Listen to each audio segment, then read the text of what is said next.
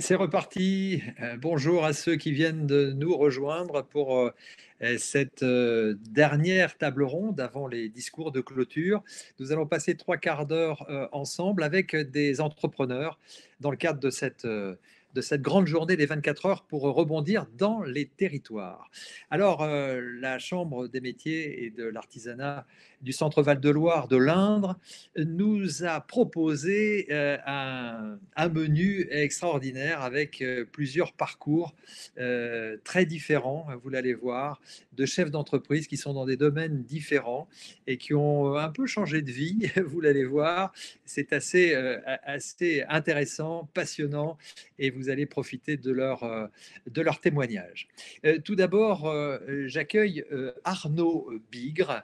Alors oui, je voudrais préciser, parce que vous avez sûrement vu dans le programme qu'il y avait Alexis Hudbin, boulanger au Bayou Gourmand dans le 28. Il a rencontré quelques petits problèmes de connexion, donc malheureusement il ne sera pas avec nous lors de cette table ronde. On le salue, et bien sûr, bonne chance à lui pour son entreprise. Et donc je disais, je vais passer la parole donc à Arnaud Bigre que j'accueille. Alors vous avez un Bonjour. parcours qui n'est pas commun, puisque, alors on a souvent entendu l'âge des 40 ans cité dans la bouche des intervenants qui se sont succédés là, cet après-midi. Vous avez vous-même une quarantaine d'années, à 41 ans, vous êtes né à Blois et vous avez travaillé pendant une douzaine d'années en banque. Vous aviez notamment en charge des dossiers d'entreprise. Et vous dites même que la banque, pour vous, ça a été presque un accident. Mais votre famille de bouchers et charcutiers, et alors vous avez baigné bien sûr un petit peu dedans, et vous avez en vue un jour de reprendre de toute façon une charcuterie. Alors vous souhaitez changer de cap et vous passez un cap, mais un CAP en charcuterie via le CFA du Loir-et-Cher, dans Mhm. l'optique de reprendre la charcuterie qui était à céder. Alors là, j'en ai déjà dit beaucoup, mais expliquez-nous comment on passe du monde bancaire à la charcuterie. Alors, bonsoir, enfin bonjour à tous. Le passage, il se fait un peu hein, sur un coup de tête. Je pense que tous les entrepreneurs sont un peu comme ça. Je pense qu'à un moment, on a besoin de se libérer de quelque chose et puis de partir à l'aventure. Pour nous, moi, ça s'est fait de cette façon-là. C'était le charcutier de mon quartier que je savais cédant depuis quelques années, que n'arrivait pas à trouver. Et puis moi, voilà, le secteur bancaire qui me convenait plus du tout. Déjà depuis de nombreuses années, j'avais fait un bilan de compétences, etc. Et donc voilà, l'opportunité s'est présentée. Je suis allé le voir en costard cravate un soir en me disant, bah, écoutez, moi, si vous me formez, je reprends derrière vous. Donc on a fait une année ensemble et puis ça s'est fait comme ça. Mais vraiment pour vous dire, j'ai pas trop réfléchi. Je pense qu'il faut pas trop réfléchir sur ce genre de démarche, quoi. Faut voir Avant de vous l'objectif au décider, bout. d'accord. Mais vous sentiez donc, puisque bon, c'était un peu votre métier bancaire, de voir justement, peut-être de lire entre les lignes, de voir qu'il y avait certainement un beau potentiel. Et alors, vous avez dû passer un diplôme, c'était nécessaire? Ouais, alors pour l'installation, oui, il faut passer par le biais du CAP, même si moi à la base j'avais un DUT qui était en lien avec l'alimentaire, hein, dans les industries alimentaires, et puis après un bac plus 4 au niveau commercial dans l'agroalimentaire. Donc, mais par contre, pour s'installer en tant qu'artisan, il faut passer par ce sésame-là, qui est au minimum le CAP. Et donc après, par le biais de Pôle emploi, j'ai monté un dossier, et puis c'est ainsi que j'ai pu faire financer ma formation qui, D'accord. euh, qui, qui se passait entre le CFA et puis l'entreprise. Alors, vous êtes resté un peu de temps avec le cédant, c'est ça? Oui. Comment ça s'est passé En fait, il y avec avait lui? un nombre de semaines, qui était déterminé. Alors, j'ai plus souvenir. C'était un nombre relativement faible, mais par contre, d'un commun accord avec le cédant, comme c'était à proximité de chez moi, dès que je pouvais y aller, je me rendais sur place parce que c'est les métiers où de toute façon il y a que la pratique qui fait que on peut se mettre à niveau. Et encore là aujourd'hui, au bout de maintenant, ça va faire 5 ans. Là, on commence à peu près à. Je me considère maintenant charcutier au bout de 5 ans. Ouais. Alors, si on remonte un peu le fil de l'histoire, qui vous a aidé finalement dans ce projet? Ça va aider bien sûr les personnes qui nous écoutent et qui voudraient changer peut-être de métier et pourquoi pas effectivement aller dans les territoires. La Chambre des métiers, justement, ça a été un élément central un peu dans Dans votre... le point d'entrée, ouais, tout à fait, ça a été le pôle activité de la Chambre des métiers. En l'occurrence, c'est Franck Le Gargasson de la Chambre des métiers du 41 qui m'a accompagné, qui a été en fait, qui m'a dirigé sur les financements, qui m'a dirigé sur la formation, les interlocuteurs à contacter, etc. Et puis après, moi, par mon métier précédent, j'avais fait un peu de réseau, donc voilà, j'avais déjà quelques contacts à droite et à gauche qui m'ont permis de m'aiguiller un peu dans le cheminement. Et justement, pour le financement, vous avez contacté quelle structure, puisqu'on a entendu Donc, parler de pas mal de structures d'accompagnement, notamment pour l'aspect financier? bah, la Chambre des métiers m'a orienté vers Initiative, le réseau Initiative Loir-et-Cher, le dispositif Cap Création, Cap Artisanat. Alors, je ne sais plus s'il porte ce nom-là aujourd'hui. Pour été les deux structures, on va dire, officielles Ouais. d'accompagnement. Puis après, un banquier à côté, qui j'essaierai un peu les boulots. Bah oui, parce que vous connaissez bien le sujet. Et donc, ça n'a Voilà. pas dû être, ça a pas dû être très compliqué d'avoir peut-être voilà, les prêts et les bons rapports. Les hommes sont importants justement euh, pour être en contact et mener à bien son projet. Ce qu'on peut dire, enfin, mon sentiment, moi, c'est qu'on peut faire dire ce qu'on veut, et mon passé de banquier me permet de le dire, c'est qu'on fait dire ce qu'on veut aux chiffres. C'est vraiment le porteur de projet, démontrer qu'on a vraiment envie, qu'on sait où on va, qu'on ne part pas comme un fou dans un truc en se disant juste j'ai vu à la télé qu'il faut changer de vie, c'est super. Non, il faut vraiment avoir une bonne idée en tête. Et puis après, bon an, mal an, je pense que tous, enfin, les personnes qui vont intervenir après moi vont dire la même chose. Je pense qu'on en a tous bavé au départ parce qu'en fait, c'est pas du tout ce à quoi on s'attendait. Il y a toujours plein d'imprévus, il y a beaucoup de choses, mais après, on le construit à notre façon et puis de fil en aiguille, on arrive à retomber sur nos pieds et puis il faut toujours se raccrocher. Et la Chambre des métiers, notamment, moi, elle m'accompagne toujours au quotidien. Je donne des nouvelles, même si aujourd'hui, j'ai pas de besoin. Demain, j'aurai besoin d'elle, c'est sûr. Voilà, mais c'est toujours important de se faire aiguiller, de se faire accompagner. Et ça coûte rien de poser des questions, de dire comment on va, voilà où je suis. Je pense que c'est moi même en tant que banquier auparavant, j'aimais bien avoir des nouvelles de mes clients, même si j'avais pas besoin j'avais pas besoin de les accompagner à ce moment-là.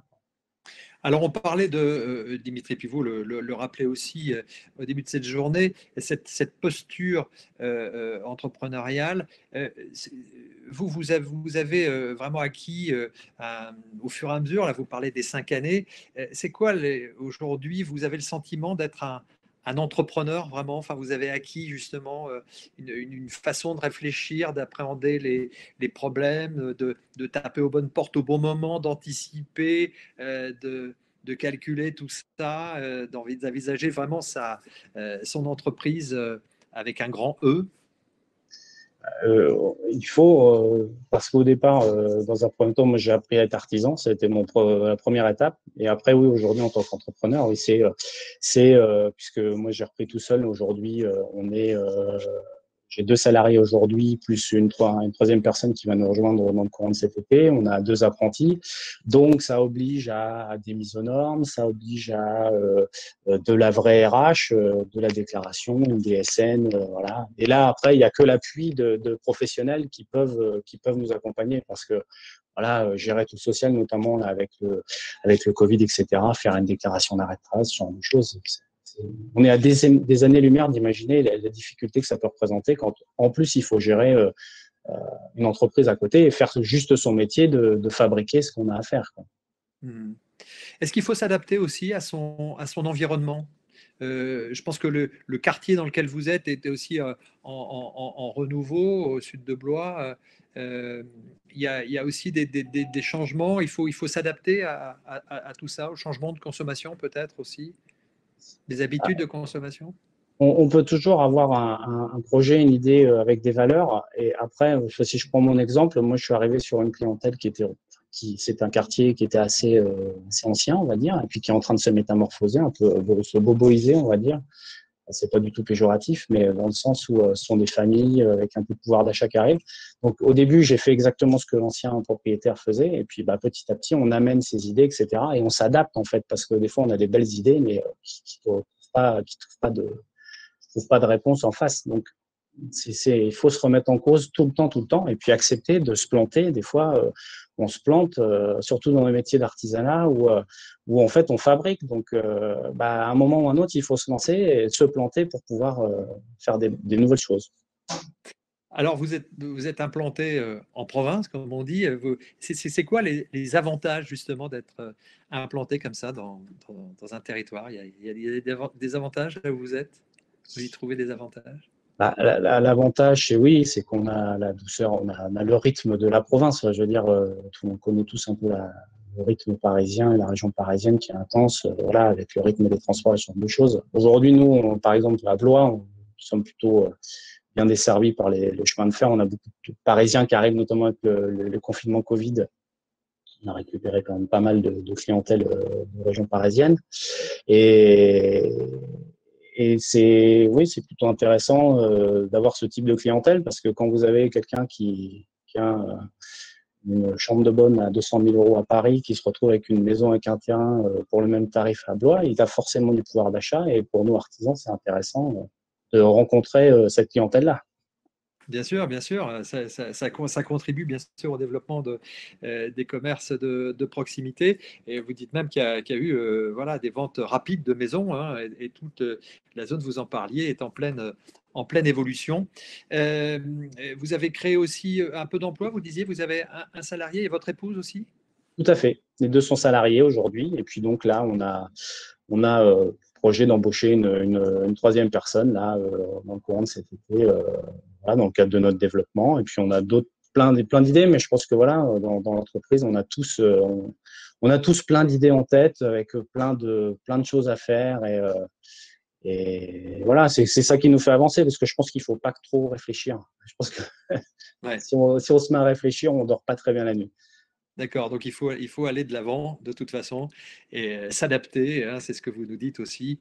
Et vous êtes à Blois, vous êtes sur un territoire où effectivement il y a des avantages indéniables.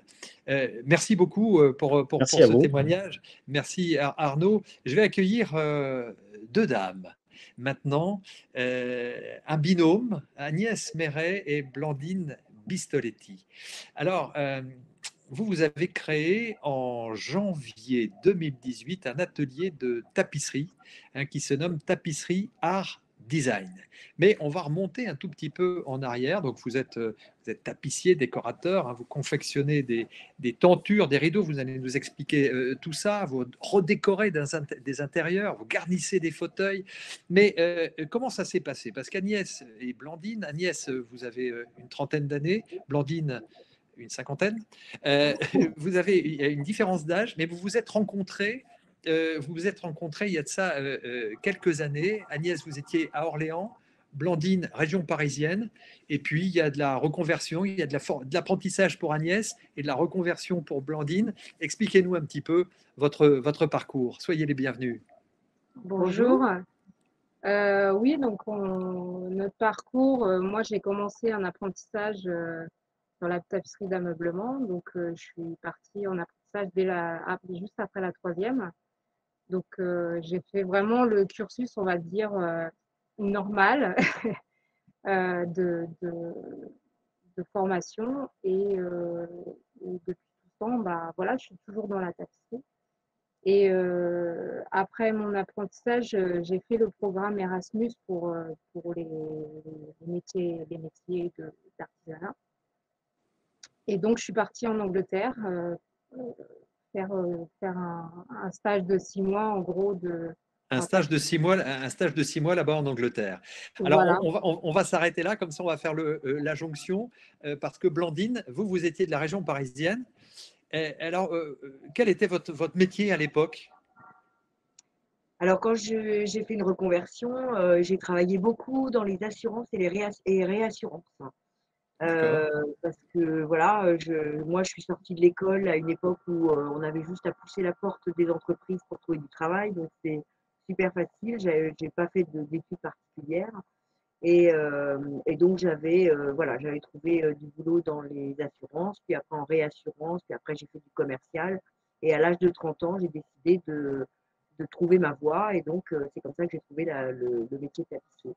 Et je me suis formée à ce moment-là, alors que j'étais déjà voilà, maman d'une petite fille et que j'avais déjà des obligations familiales. Et ça fait 22 ans maintenant.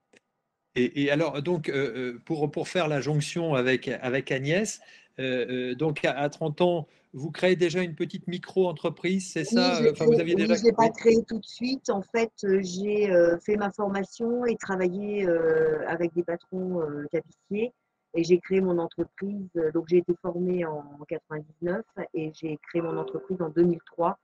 Donc, j'ai créé une micro-entreprise pendant 6 ans. ça Et en c'était fait, dans l'Oise, hein, c'est ça? ouais, c'est ça, dans l'Oise. Et Oui. donc, c'était un petit atelier de campagne. Voilà, ça me permettait d'avoir mon atelier sur place. J'avais des dépendances, donc j'ai installé mon atelier chez moi. Mais en fait, je voulais pas travailler toute seule. Donc, au bout de 6 ans, j'ai fermé mon atelier. Je suis retournée travailler chez des patrons. Ouais. Et puis un jour, Que- j'ai eu envie d'aller voir un peu ce qui se passait à l'extérieur. Et c'est là que je suis arrivée en Angleterre. Alors, vous êtes arrivé en Angleterre pour aussi faire ce même stage, c'est ça? Ou enfin, Alors non? non, moi j'ai répondu à une offre d'emploi en fait. J'ai D'accord. cherché du travail sur Pôle emploi international. Et puis, j'ai trouvé une offre d'emploi et le patron qui m'a embauché en fait, cherchait quelqu'un d'expérience pour pouvoir animer son atelier et puis donner des cours. Et donc, je suis partie là-bas. Alors, au départ, je pensais partir pour 6 mois. Et en fait, c'était la durée de la période d'essai. Et évidemment, donc après, ils m'ont gardée parce que j'ai accepté de rester, évidemment. Et ma fille était grande, hein, donc elle est partie en même temps que moi à ce moment-là, donc j'avais plus d'obligations familiales et donc je suis restée en Angleterre et Agnès est arrivée peu de temps après moi. Et D'accord. donc, Alors, vous vous c'est êtes là qu'on s'est rencontrés. rencontrés, voilà. Voilà, vous vous êtes rencontrés et vous avez souhaité, donc vous avez eu l'envie, il y avait sûrement des, voilà, des affinités, et vous avez eu envie de créer ensemble un atelier, une entreprise Voilà, c'est pour, ça. Mmh. voilà, pour pouvoir mettre en pratique, en tout cas pour Agnès, hein, au bout de toute cette formation, mettre en pratique son savoir-faire. Et donc là, vous vous êtes inscrite, vous avez été aidé par Initiative Indre et la Oui, oui, BGE, c'est ça? ouais, c'est Et ça. puis vous êtes inscrite ensuite au CMA. Ouais. Et alors, comment ça s'est passé? Vous avez pu monter facilement votre projet? Vous aviez besoin d'argent ou pas?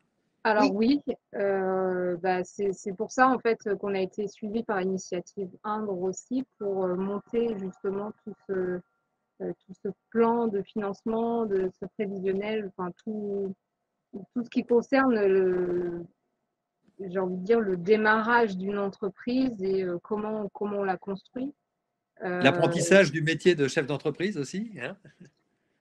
oui, bon, mmh, pas plus dans ce sens-là, mais c'était vraiment pour construire le projet le financier en projet fait. financier, ouais, de Oui. l'entreprise pour qu'on puisse y aboutir en fait.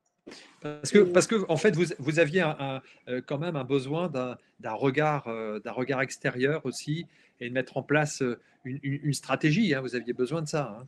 Ah oui, oui, absolument. oui, Et comme oui. on avait tout de suite envie de créer une structure avec une certaine envergure, on s'est donné les moyens d'avoir des finances pour l'obtenir. Et donc, c'est pour ça qu'on a fait appel à Initiative 1 pour avoir le prêt d'honneur. Oui. Et puis créer vraiment l'ambition de créer une structure solide, hein, pour Oui, pouvoir absolument. justement qu'elle soit pérenne et Oui. qu'elle puisse vraiment se développer et à terme, on vous le souhaite bien sûr, d'embaucher et de pouvoir vous développer. Alors, dites-moi un peu par rapport à ce projet. Donc aujourd'hui, qu'est-ce que vous proposez concrètement en deux mots, hein, mais voilà ce que vous proposez, pour qui travaillez-vous et comment ça se passe, votre activité? Alors, bah, ce qu'on propose, on propose, j'ai envie de dire, tout ce qui concerne la décoration d'intérieur. Donc, tout ce qui a du tissu, du cuir, de la garniture, bah, c'est nous. Donc, ça va de la confection de décors de fenêtres, de décors de lits, du siège, de la tenture murale, des abat-jours, du plafond tordu. Euh, voilà, et ça peut être aussi des objets de décoration pour l'extérieur. Donc, ça peut être du cousinage pour aller autour d'une piscine, par exemple, des salons de jardin. Voilà, ça. D'accord, donc c'est vous qui faites. Donc vous travaillez Ouais. grosso modo à l'unité ou pour des petites séries. Vous travaillez surtout pour des particuliers et quelquefois pour des structures, des collectivités où ça peut arriver? Oui, principalement, on travaille pour des particuliers. Après, ça nous arrive de travailler pour des collectivités. On a de la place ici pour faire du nombre. Donc, la série, c'est tout à fait possible avec nous. Mais voilà, C'est quoi? principalement pour l'instant, de toute façon, c'est des particuliers. D'accord. Alors quel est l'avantage d'être implanté comme ça dans un territoire? C'est quoi à votre avis le- C'est la qualité de vie. Hein. Ça, moi, je viens de la région parisienne, donc je sais de quoi je parle. Jusqu'à l'âge de 20 ans, j'étais sur Paris, donc j'ai travaillé à Paris et c'est la qualité de vie. Et puis on voit bien par rapport à nos clients, pour ceux qui travaillent sur la région parisienne ou qui sont de Paris et qui ont des résidences secondaires, enfin, il n'y a pas photo, quoi. C'est à tout point de vue. C'est d'un point de vue économique, comme d'un point de vue espace, d'un point de vue qualité relationnelle. Enfin, on est sur une autre dimension. Le rythme n'est pas le même, les exigences ne sont pas les mêmes. Si on parle, oui, si on parle de l'outil de travail ou des surfaces, justement, c'est aussi certainement un peu moins cher, peut-être? Alors Oui. nous, en particulier, on est des hyper privilégiés, c'est-à-dire qu'on a l'outil que tous les tapissiers de France voudraient avoir pour le prix qu'on paye. Enfin, je veux dire, on a un espace de travail exceptionnel, d'une qualité exceptionnelle, avec une relation à notre propriétaire exceptionnelle. Et donc, enfin voilà quoi, c'est une des raisons principales qui nous a vraiment motivés à aller jusqu'au bout de notre projet, c'est qu'on avait ce lieu de cet outil de travail avant même d'avoir commencé quoi que ce soit, quoi. Ouais.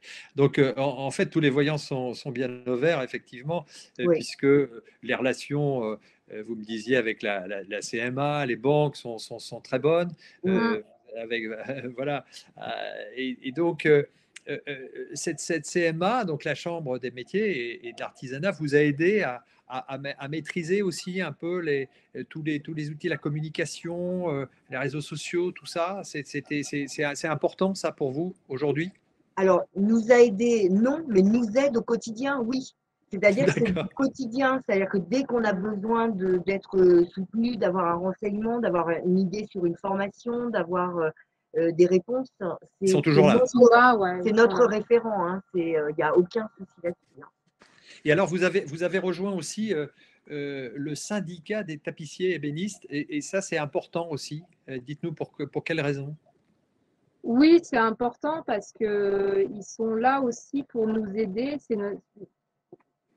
Dans notre métier particulièrement, parce que j'ai envie de dire, c'est quelque chose de spécifique. Donc, c'est intéressant d'avoir des interlocuteurs qui peuvent nous aider vraiment dans nos métiers. Et ils nous apportent, comme pourrait nous apporter la Chambre des métiers, des réponses à nos questions, un soutien, ouais. Et aussi La moindre question, sur les bonnes pratiques aussi. Oui, alors pas non, en termes de savoir-faire réellement, mais des bonnes Oui, pratiques plutôt dans en termes juridiques peut-être, ou en termes, des termes qui ne sont pas familier, oui. accessibles ou faciles pour nous d'avoir des réponses, quoi. Donc oui, ça nous aide. Mhm. Et puis aussi, j'imagine, un peu de proximité pour pouvoir aussi avoir des relations avec ses pairs, pour pouvoir échanger aussi Oui, Oui, peut-être absolument. sur des sujets divers et variés. mm. Qu'est-ce que vous suggéreriez à des personnes qui nous écoutent sur cette idée voilà, de créer son entreprise, donc en l'occurrence là dans les territoires, mais de manière générale pour créer parce que vous êtes rencontrés, c'était pas écrit comme ça, et puis vous êtes allé, vous avez des affinités professionnelles, du coup, qu'est-ce que vous avez envie de dire, à quoi il faut faire attention, il faut être à l'affût des nouveautés, euh, qu'est-ce que vous avez envie de dire à ceux qui veulent comme ça se lancer, être ouvert, toujours y aller, Oui, foncer. il faut être malléable hein, quand on est Ouais. artisan. Il faut être capable de se remettre en question, hein. Arnaud l'a dit tout à l'heure, hein, il faut se remettre en question en permanence, Ouais. être à l'écoute de ce qui se passe autour de nous pour pouvoir y répondre. C'est c'est à mon avis, d'abord c'est beaucoup moins ennuyeux parce que ça veut dire qu'on ne détient jamais la vérité et que tout peut se passer. Tout est ouvert, tout est possible hein, à un moment donné. Voilà. Alors nous, on a cette force, c'est qu'on est deux. Alors c'est beaucoup plus facile en fait, hein, On se parce motive que l'une l'autre. ça crée une dynamique d'une force inouïe. Ouais, Nos différences d'âge et notre différence d'expérience nous enrichit chaque jour, hein. C'est d'une puissance, mais c'est même pas évaluable, quoi. Non, c'est sûr. d'accord. Et donc, non, mais c'est vrai, Ouais. hein, c'est vraiment une force, hein. Et le métier ne vaut la peine d'être, enfin, notre statut d'artisan ne peut tenir que si on est unis avec les autres, ouvert vers les autres hein, et à l'écoute de la clientèle. C'est elle qui nous emmène, en fait, hein. Hmm. C'est elle qui nous emmène. Merci, bravo à vous deux. Beau témoignage d'un duo hein, de créatrices. Merci. Amaury Casa. Alors vous avez quitté Paris pour aller justement sur les territoires et vous avez créé une entreprise de métallerie, serrurerie et menuiserie en acier. Et votre atelier est à Crozon-sur-Vauvre, hein, c'est un petit village dans l'Indre. Et vous avez démarré dans une grange. Cette société avait été créée par votre frère hein, au départ, sous l'impulsion un peu de votre père, qui avait lui-même géré des sociétés. Votre frère l'a exploité pendant quelques années. Vous l'avez rejoint il y a un an, je crois. Et là, vous avez restructuré un peu l'entreprise. Alors, expliquez-nous un petit peu. Vous êtes une famille du sud de l'Île-de-France et vous êtes arrivé là dans l'Indre. Expliquez-nous cette arrivée pour faire quoi? Pour développer cette entreprise? Expliquez-nous cette aventure. Oui, donc voilà, ça faisait plus de 10 ans que j'étais en Beauce précisément pour le travail. J'ai passé mon enfance en Île-de-France et puis après en Beauce, et la région d'Orléans, et à travailler énormément en région parisienne. Et à un moment donné, Vous faisiez quoi sur Paris? en charpente métallique. Je travaillais dans une entreprise de charpente métallique, donc sur des gros chantiers de bâtiments, donc des contextes qui sont relativement tendus sur Paris. Et voilà, et il est arrivé un moment donné où j'en ai eu un petit peu ras-le-bol, on va dire, de ce rythme justement, de cette tension.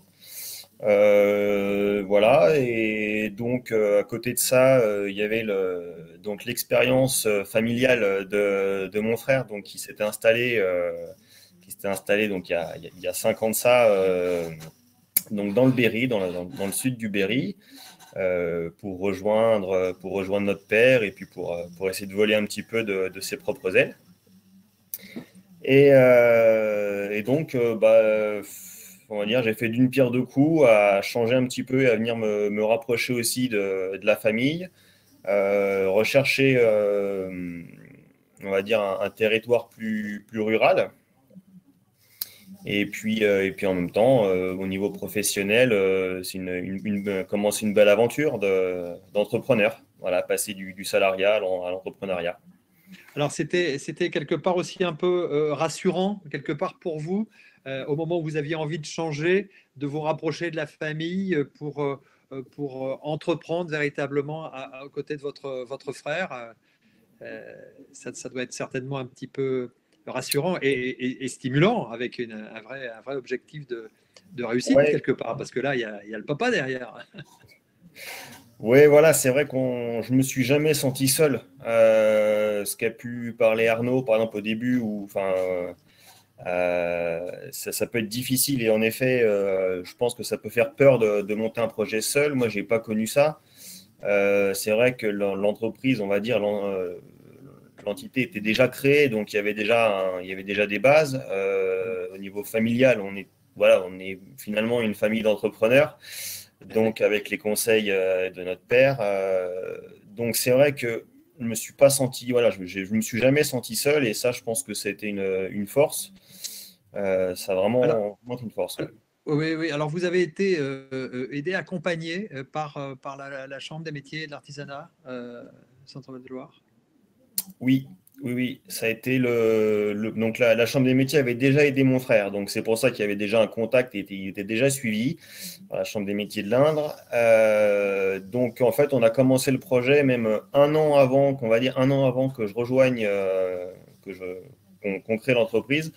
On avait déjà commencé à élaborer le projet avec la Chambre des métiers, à rebalayer un petit peu toutes les étapes du projet pour que notre conseillère nous accompagne, nous guide en fait, nous donne les points clés. Donc petit à petit, les choses se sont montées avec la banque aussi, qui a été un point crucial hein, pour l'appui financier. On a trouvé un cabinet comptable aussi.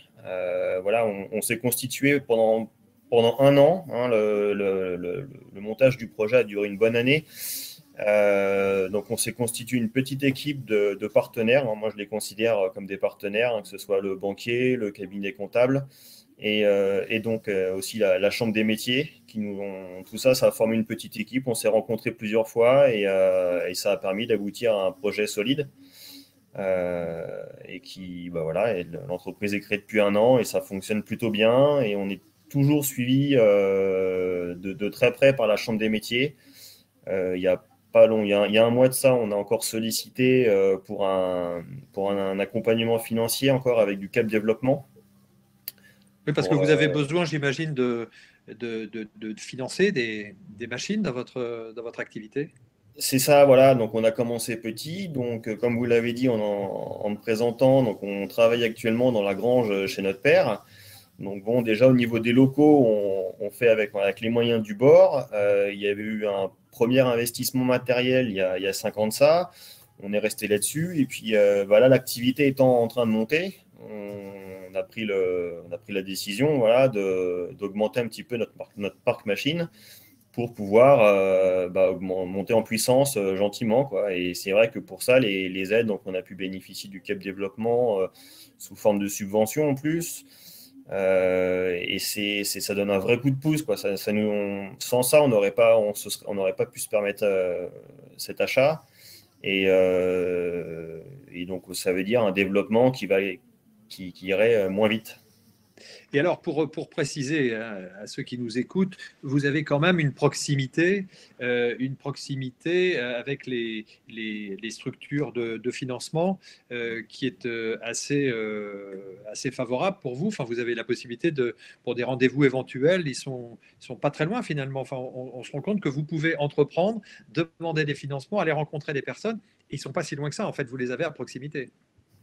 Exactement, oui, on est dans un tout petit village, mais on n'est pas loin de La Châtre pour ceux qui connaissent. Et donc c'est vraiment un souhait qu'on a voulu, c'était de trouver des partenaires qui soient proches de nous, déjà par principe, on va dire, on n'a pas envie d'aller chercher à droite à gauche. Et puis ça facilite grandement ça facilite grandement les contacts. Voilà, on sait que le temps, c'est pas forcément évident de le trouver. On est pris par le boulot. Donc, quand il y a besoin d'avoir des rendez-vous pour que ce soit avec le comptable, avec le banquier, entre autres, c'est bien quand c'est à côté de chez nous et que ça nous prend 10 minutes pour y aller. Voilà, c'est un petit plus, quoi. Et on a beau être dans un petit village, on peut quand même avoir accès à ça. Et ça, c'est plutôt pas mal, ouais. Ben, c'est important de le souligner, effectivement. Alors, s'il y avait des inconvénients, ça serait quoi, à vos yeux, les inconvénients d'être sur un territoire, dans un village comme le vôtre? Bah nous, comme inconvénient, on a c'est propre à nos locaux, où on est dans une grange, dans une ancienne ferme. Donc forcément, c'est pas parfaitement adapté à l'activité, mais c'est en projet de changement, hein. On voudrait se faire Peut-être construire un construire un local. bâtiment, peut-être, ça peut être aussi. C'est ça, voilà, ouais, ouais, non, mais vraiment en restant donc sur la Châtre, donc qui est une ville un petit peu plus importante, qui est une petite ville, dans le but de créer de l'emploi aussi. Euh, donc voilà, sinon au niveau des inconvénients, euh, peut-être le manque de clientèle pour nous. On est obligé d'aller chercher un petit peu plus loin. On sait qu'on ne travaille pas forcément dans un cercle local proche. Voilà, faut aller chercher un peu plus loin dans toute la région centre, voire même région parisienne, éventuellement. On est encore obligé d'aller chercher un petit peu en région parisienne. C'est un peu à Oui, contre-cœur. Mais oui, et vous, votre activité, donc c'est métallerie, serrurerie, vous faites quoi, des huisseries aussi, c'est métal, ou ça. des portes, Voilà, donc serrurerie, donc ce qu'on appelle la serrurerie, la métallerie serrurerie, ça va être tout ce qui est escalier, garde-corps, portail, clôture. Ça, c'est du traditionnel. Et puis nous, on se spécialise un petit peu, on va dire, sur la menuiserie acier. Donc ce qu'on a couramment en bois ou en aluminium, nous, on le réalise donc avec des profils acier, et également des profils à rupture de pont thermique. Voilà, qui c'est assez peu connu. C'est un petit peu plus cher, on va dire, parce que c'est une gamme, c'est un petit peu plus haut de gamme que l'alu, mais on arrive quand même à faire des alors, chantiers. Et voilà. alors comment ça se passe? Parce qu'en fait, vous fabriquez tous les deux, et vous avez aussi la nécessité de devoir aller poser quelque part ce que vous fabriquez. Alors oui, ça c'est le vrai sujet, c'est qu'on n'est que deux. En effet, il y a énormément d'étapes à faire pour mener à bien un projet, hein. Ça commence de l'étude, de la réalisation des plans. Ensuite, il y a de la fabrication, il y a la peinture, c'est pas nous qui le faisons, donc ça va. Et ensuite, il y a de la pose. Donc en effet, ça fait beaucoup pour deux hommes. La chance qu'on a, c'est que, et c'est un petit peu pour ça qu'on a fait le projet, enfin qu'on s'est associé avec mon frère, c'est qu'on est assez complémentaires. Moi, je suis plus issu du domaine du bureau d'études et du suivi de chantier. Donc, je prends en charge, on va dire, toute cette partie-là. Je réalise les plans. Lui, il fait plutôt l'atelier parce qu'il a une grande expérience dans le domaine. Et après, bon, on se retrouve, on va dire, sur le chantier parce qu'il y a besoin de mains, quoi. Là, il y a pas le choix. En fait, au niveau commercial, vous avez aussi rencontré des architectes notamment un architecte d'intérieur qui vous donne aussi du travail. C'est bien ça, le réseau. Vous dites que le réseau est plus petit, donc on rayonne peut-être plus facilement. Ah oui, le réseau, c'est essentiel, hein. Moi, je crois énormément au réseau plus qu'à la communication large. Et enfin, voilà, moi, je suis vraiment voilà, je suis un convaincu du réseau, en effet.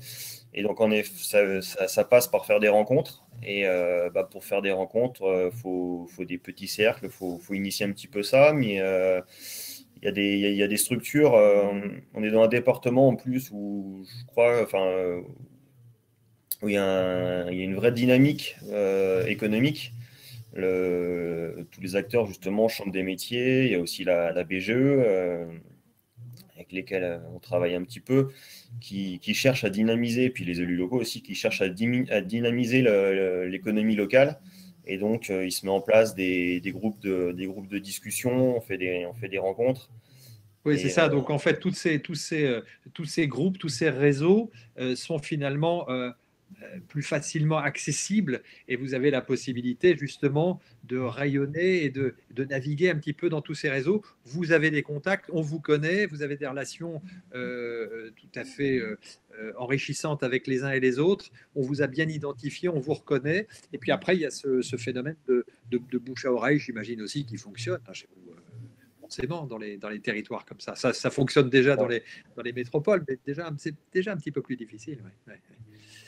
Et oui, le monde, vraiment, moi je pense, voilà, j'ai pas un retour, ça fait un an et demi que je suis là, mais j'ai vraiment ce sentiment que le monde étant un petit peu plus petit, on va dire, plus à l'échelle humaine aussi, peut-être. Et voilà, les liens se font assez facilement, en fait. Je me rends compte, là, en peu de temps, finalement, que les liens se font assez facilement et c'est fort sympathique. Voilà, on rencontre plein de gens chouettes et on partage généralement aussi un petit peu le même état d'esprit. Donc, oui, c'est ça. Voilà, et puis ça fonctionne. Faut pas chercher faut rester naturel, je crois, et puis se faire des affinités avec les gens autour de soi. Merci beaucoup pour ce témoignage. William, peut-être, est-ce qu'il y a des questions que les internautes se posent?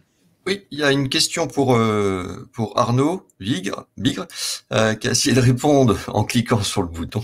Oui, je suis pas percuté, vous savez. C'est ce que j'allais dire. Alors, donc, elle est affichée à l'écran. Alors, à nouveau, je n'entends pas la question de William. Je ne sais pas à quoi c'est dû. Bon, c'est pas grave. Alors, donc, c'est pour Arnaud. Quand bien même la charge de travail de l'entrepreneur, en plus de la pratique de votre métier, voilà, est-ce que Arnaud, en fin de compte, est-ce que vous recommenceriez si c'était possible?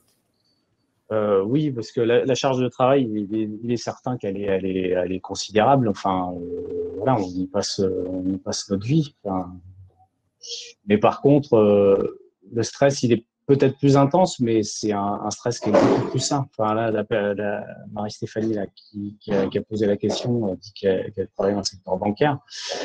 Ça fait partie des secteurs qui sont en pleine métamorphose, qui sont générateurs d'un stress fou, mais qui perdent beaucoup de sens par rapport à ce que la banque était il y a une vingtaine d'années. Et là, dans ces métiers d'artisanat, en fait, au moins, on a un objectif qui est le nôtre. Et la charge de travail, certes, elle est plus importante, le stress, il est plus important, mais il est beaucoup, beaucoup plus acceptable parce que là, c'est pour notre pomme et pas pour quelqu'un qui, des fois, vous dit même pas pourquoi est-ce qu'il faut que vous fassiez telle ou telle démarche ou que vous alliez voilà, là, au moins, vous savez où vous allez. C'est pour vous, c'est pour les gens qui bossent avec vous, c'est pour vos enfants, c'est pour les clients parce que, voilà, on apprécie nos clients. Non, pour ça, il faut se lancer. Il y a beaucoup de secteurs, à mon sens, aujourd'hui, qui sont en train de se métamorphoser parce que le monde change et il y a des bonnes opportunités à prendre. Il faut aller au bout. Mais par contre, il faut vraiment se faire accompagner. Je pense que c'est important. Il faut pas se lancer. Il faut vraiment ne pas avoir peur de poser les questions, de rencontrer les bonnes personnes. Maury, il a raison aussi sur le réseau. Je pense que c'est vraiment super nécessaire de faire même le peu de réseau qu'on peut avoir, surtout dans notre région où en fait, voilà, je vois qu'il y a notre président, M. Stéphane, qui est là. Voilà, les réseaux sont très courts. On peut tout de suite avoir des contacts rapides avec des gens qui savent. Et ça serait vraiment, vraiment dommage de s'en priver. Dans des grandes régions parisiennes, on ne peut pas avoir ce genre de démarche, je pense. Alors, est-ce qu'on peut dire en conclusion qu'il fait bon vivre et bon rebondir avec son entreprise dans les territoires? Arnaud, est-ce que vous pouvez cliquer sur le bouton « J'ai répondu » s'il vous plaît? Merci.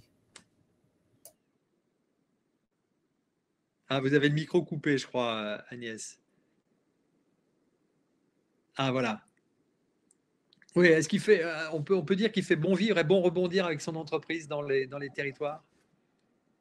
Alors oui, il fait bon vivre. Nous, on s'amuse tous les jours, hein, donc c'est effectivement, comme disait Arnaud, c'est pour notre pomme, donc autant en prendre plaisir. Et puis c'est quelque chose qui nous passionne, hein, donc on y va, même s'il y a la surcharge de travail, même s'il y a des fois c'est dur, ouais, on y va, quoi, et on s'amuse. Arnaud, le mot de conclusion? Moi, écoutez, non, le mot de conclusion, je pense que c'était très intéressant de voir. Puis voilà, les parcours des autres intervenants d'Amaury et puis des filles tout à l'heure.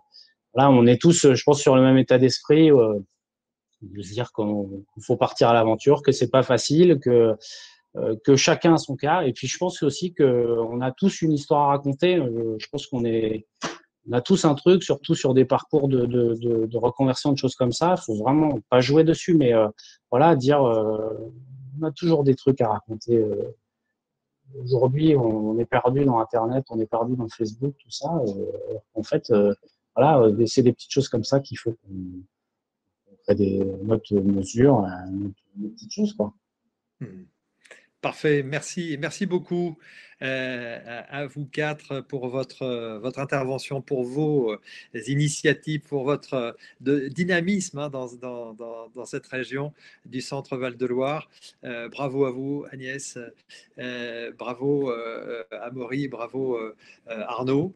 Merci. Et puis, écoutez, et Blandine aussi, hein, je ne l'oublie pas, bien sûr. Merci beaucoup pour votre témoignage. Il est 17h45. On arrive quasiment déjà, la journée a passé très très vite, 17h45 et 18h, on va clôturer cette journée avec quelques intervenants pour ces mots de fin de journée. Je pense qu'on peut, je ne sais pas s'ils sont déjà là, je pense que oui, ou ils ne vont pas tarder à nous rejoindre. Annick Brossier, Gilles Averrousse, Jérôme Gernet et Thierry Fruchet. Soyez les bienvenus. Ah, tu m'entends, Frédéric? Non, Frédéric. Alors, ils sont là. Voilà, ça y est, je vous vois. Bonsoir à tous. Bonsoir. Bonsoir. Alors, Annick Brossier, vous êtes présidente de la communauté de communes d'Écuyer-Valençay et maire également de Vernelles. Vous êtes vice-présidente aussi de la CEMA, c'est ça, il me semble bien? Oui, c'est ça. C'est ça. Soyez la bienvenue. Alors, qu'avez-vous à dire en conclusion? Je ne sais pas si vous avez pu écouter un petit peu les différents témoignages, en tout cas les personnes qui étaient juste avant vous. C'est quoi votre sentiment justement par rapport à cette implantation des entreprises dans les territoires, la nécessité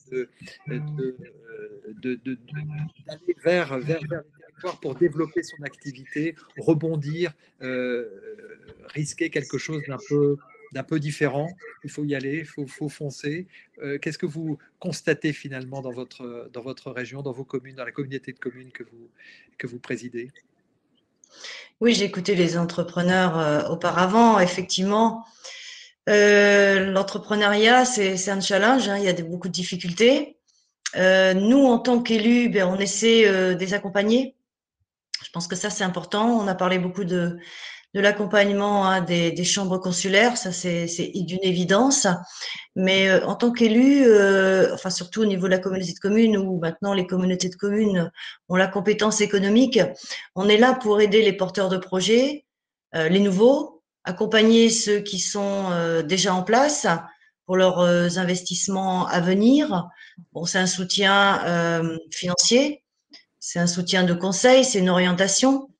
Et puis, voilà, on les suit.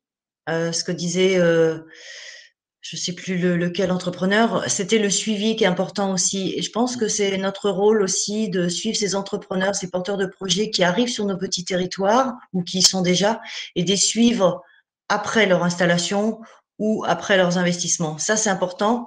Et je pense que quand, en tant que maire ou présidente de communauté de communes, quand ils savent qu'ils peuvent compter sur nous pour un renseignement, c'est assez important pour eux. Voilà. Et justement, par rapport à des entrepreneurs en difficulté, vous êtes aussi sensible à un accompagnement dédié? Alors, Ce qui est toujours très difficile, c'est pour ça qu'on a mis un petit peu, je dirais, les maires, hein, on en a discuté en début de mandat, puisque notre mandature est quand même assez orientée sur l'économie, c'est la difficulté de pouvoir appréhender suffisamment tôt une entreprise en difficulté. C'est difficile pour les entrepreneurs d'en parler.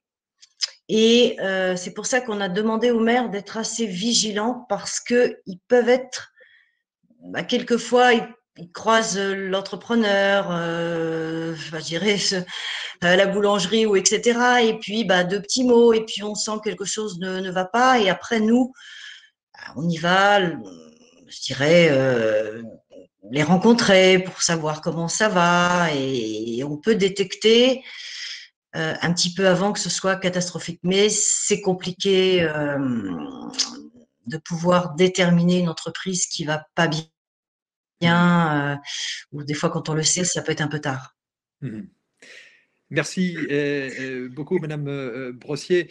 Gilles Averrousse, bonjour. Vous êtes maire de Châteauroux et président de Châteauroux Métropole. Bienvenue dans cette table ronde.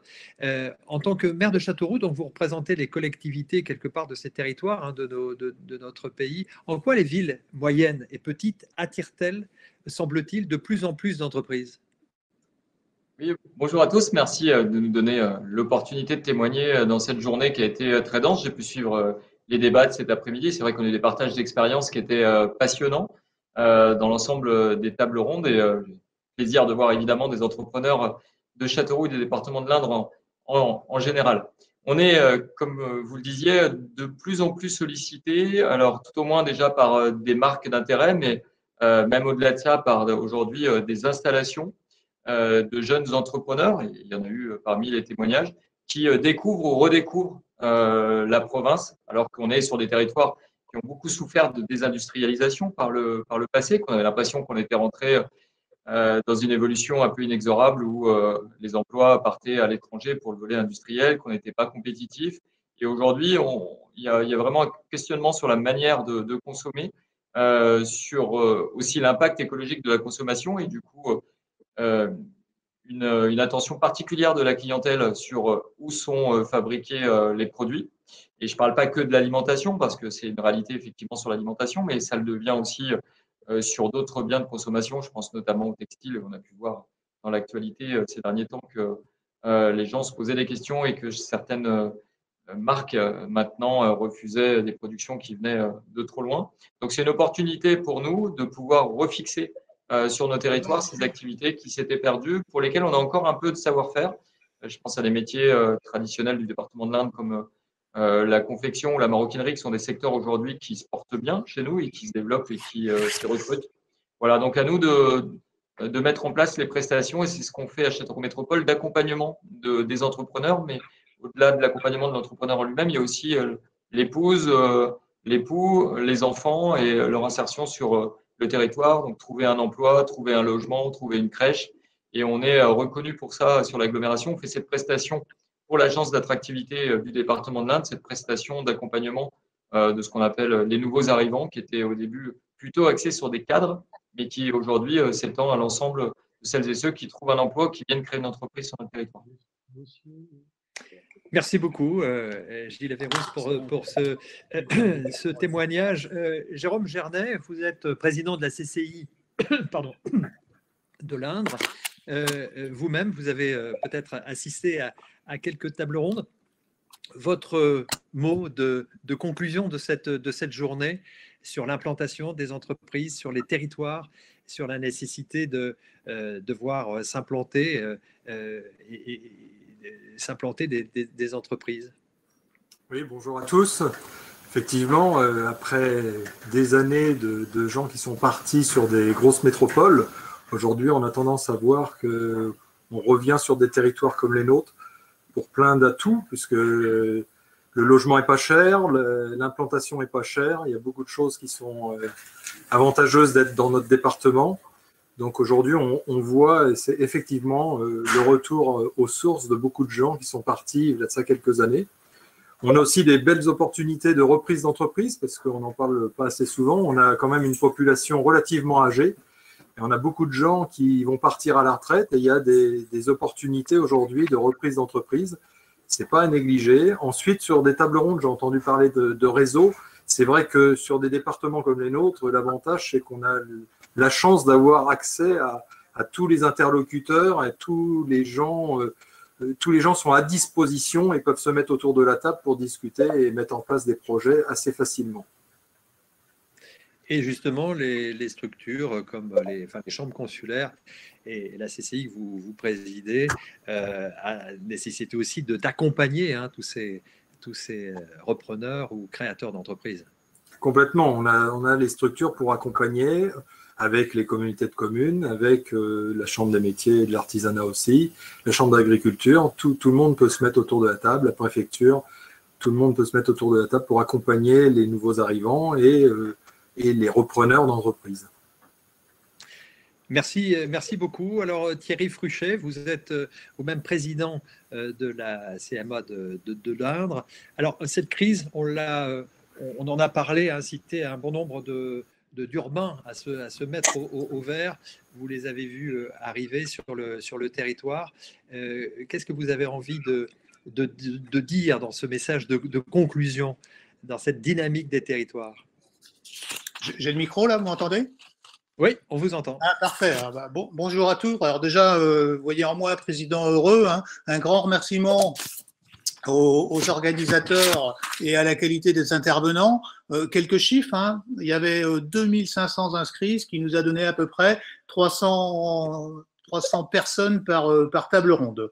Mais je voudrais m'adresser aux porteurs de projets avec une conclusion, je dirais, personnelle. Un président de CMA, c'est d'abord un artisan ou un chef d'entreprise. Et leur rappeler que la journée d'un chef d'entreprise, c'est un petit pourcentage de commerçants, un petit pourcentage de fabricants, on met les mains dans le cambouis, on met les mains dans le pétrin, un petit pourcentage de comptabilité, un petit pourcentage de communication, un petit pourcentage de managers pour ceux qui vont avoir du personnel, un petit pourcentage de trésorier. Et s'il nous reste du temps libre, eh bien, on fait le ménage.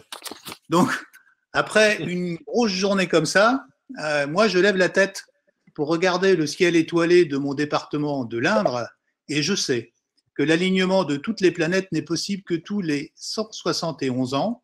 Je peux vous dire que la planète institution de l'État, et je reprends la réflexion de Pascal Rudeau de la DIREC, qui nous dit si nous ne sommes pas au service des entrepreneurs, c'est qu'on a raté quelque chose, que la planète des réseaux de financement, que la planète des réseaux d'accompagnement, que la planète des réseaux d'accueil, nouveaux arrivants, attractivité, club service, club affaires, et la planète des porteurs de projets forment un alignement parfait dans le ciel de l'Indre. Donc, en conclusion, porteurs de projets, vous n'êtes pas seuls, venez nous voir.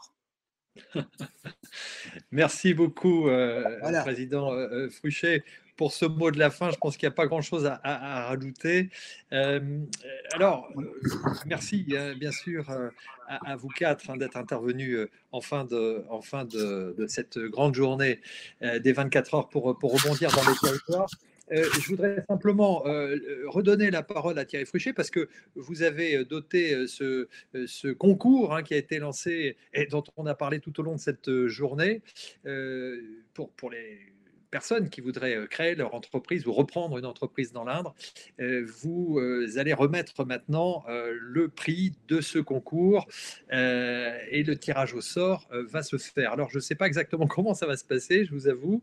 Est-ce que donc William peut me donner une information sur la manière dont cela va se passer? Alors peut-être que Monsieur Fruchet, vous avez... Oui, Monsieur Fruchet, c'est moi qui vous coupe le micro. Monsieur Fruchet, c'est moi qui vous coupe le micro parce que vous n'avez pas barré vous avez un icône en haut de votre écran, en haut à droite. J'entends pas William, moi. J'entends toujours pas William, alors c'est un peu embêtant. Il faudrait cliquer dessus, s'il vous plaît, pour barrer votre cloche, parce qu'on entend des bips à chaque fois. Et après, vous pourrez remettre votre micro, s'il vous plaît. Parce que je vous ai coupé le micro, vous pouvez le remettre. Non, on ne vous entend pas.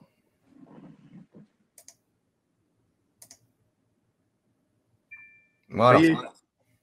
Alors, effectivement, j'ai les noms des gagnants. C'est une idée qu'on a eue, la CMA 36 et avec l'agence d'attractivité de l'Inde.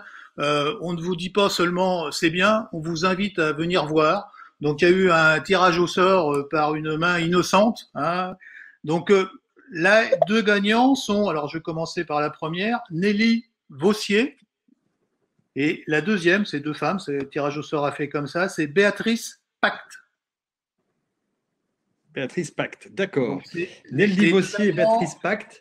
Voilà, Béatrice Pacte. Et 2 gagnants, c'est un séjour découverte de 2 jours pour 2 personnes dans notre département. Voilà, ben c'est magnifique.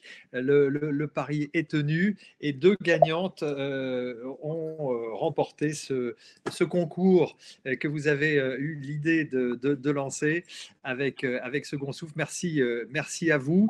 Les noms seront bien sûr reportés sur le site. Oui, allez-y. C'est nous qui allons revenir vers eux pour l'organisation. D'accord, ok, très très bien. 2 jours, 2 séjours de 2 jours pour 2 personnes. Donc voilà, pour découvrir la belle région de l'Indre. Je voudrais remercier encore, bien sûr, tous les organisateurs de cette journée. Merci à Second Souffle, merci à la CMA de l'Indre, merci à la CCI, à la mairie aussi, à Monsieur Gilles Averrousse.